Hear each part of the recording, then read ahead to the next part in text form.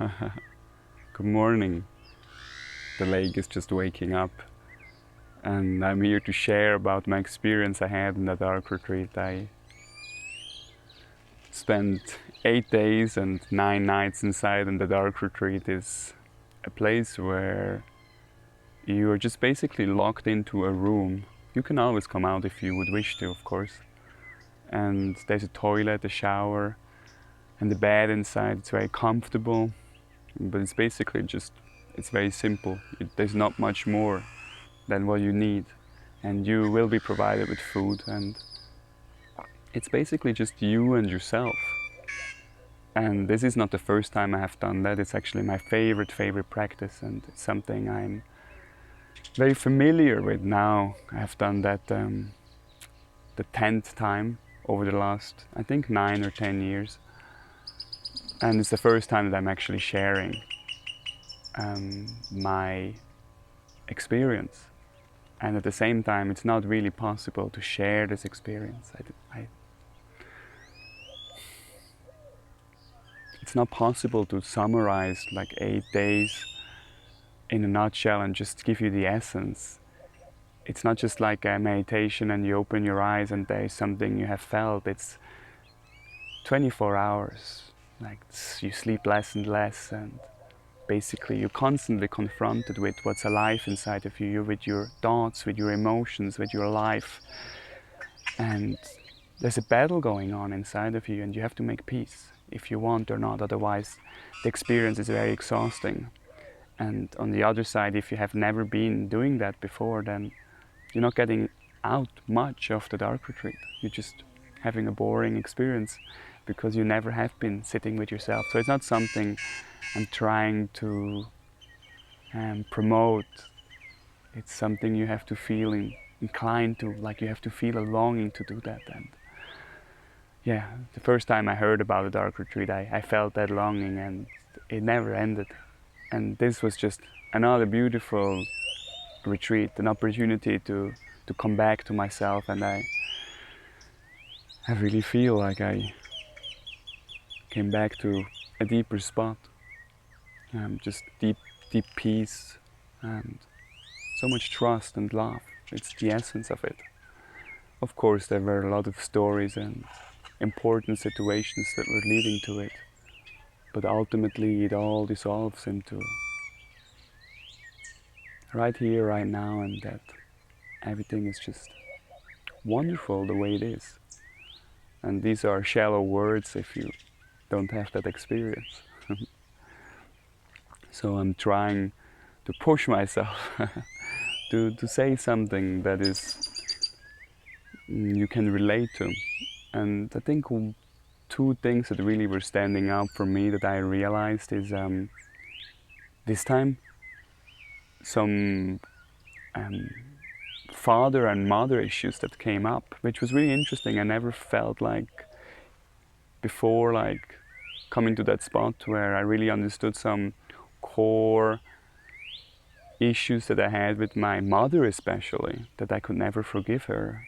And now I really feel like I could come to a place where I didn't even know that I was holding so much resentment towards her. And it actually played out with my teacher and with Chatti, because my mother has Alzheimer, and so my mother is not really, I cannot hold her accountable for her actions. But yeah, Chatti, my teacher, she is a teacher of the pyramids, Las Piramides in San Marcos. It's a initiation school, a mystery school that teaches the Kabbalah or the Tree of Life. And I have been coming there in 2008, the first time.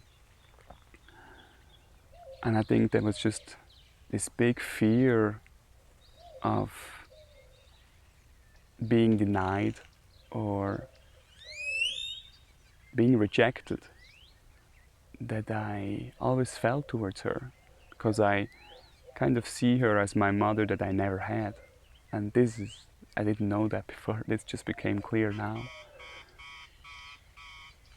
So I was sometimes very rebellious or just closed up. because I couldn't feel the fear of being rejected. And this time I could really go into that and realizing that everything is all right and I'm allowed to be myself. And that just caused a lot of healing, which was very, very beautiful. And simultaneously I had some realizations with my father, and that also played actually out simultaneously with one of my main teachers, with Sahajananda, who is the teacher of Hridaya in Mexico, a meditation and yoga school where I have done my first retreat and have studied with in 2013. And with my father, I have never forgiven him that he broke up with my mother. I always was really sad that he did that, and I felt like he did the wrong thing. He abandoned her and he made my mother's life and therefore my life very complicated. And I finally came to the point where I saw that he actually just followed what was truth for him, what felt right. And so forgiving him also was connecting with my teacher, and to forgive him, which is so beautiful to have been finally able to work some on my core issues, I guess. And I don't know where that leads to, but I just feel really grateful that I found this place deep within me where I could forgive myself actually.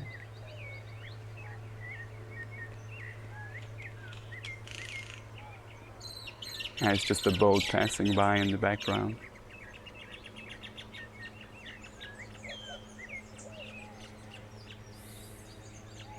And another thing was, I had a dream, and the last night actually, like the second last night before I came out.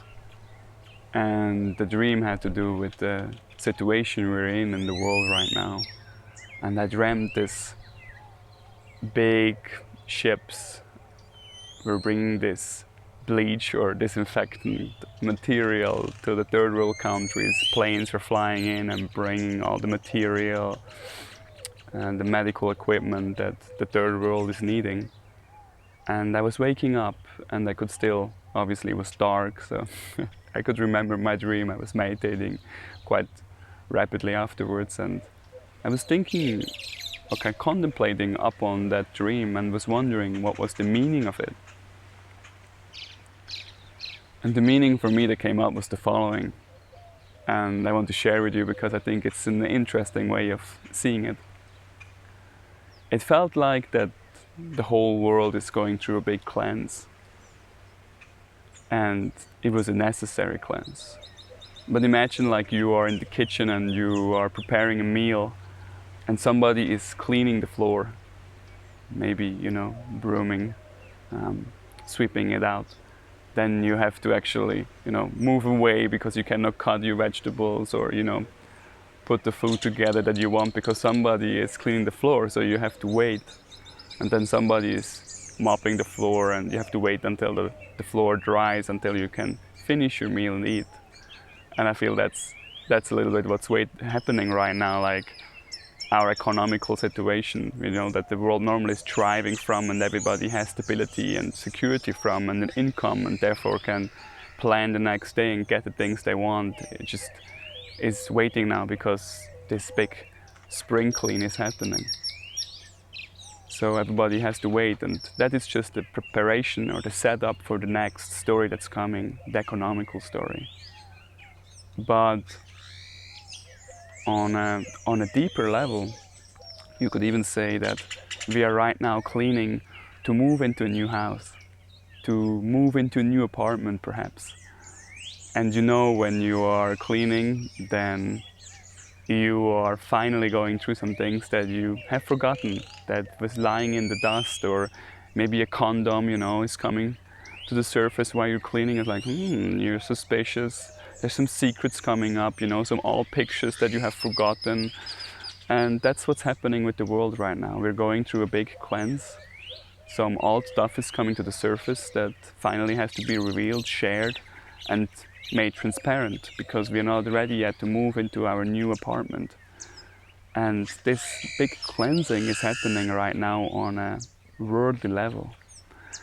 And from there we're actually moving into the new apartment, and you know, the whole exhaustion, the challenge, the cleaning up, the pressure, the time limits that you have, and the preparing everything and moving into the new place. When you're finally in the new place, it takes you some time to adjust and to arrange everything. But when you're finally in the new place, then you're so happy you did it. And I think that's what we are right now in the world. That was my dream, and I found that very telling about what we are going through.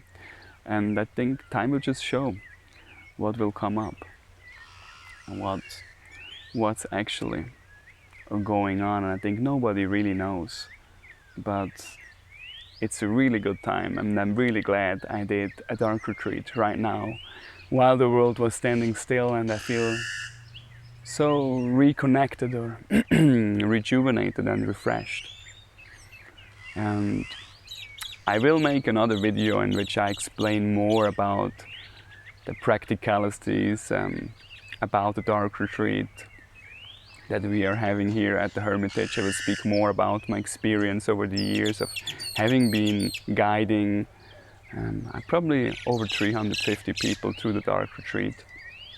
I will speak a little bit about the history. So please subscribe if you want to know more, and I will share more content in the future. Thank you very much, and I wish you a beautiful day. Goodbye.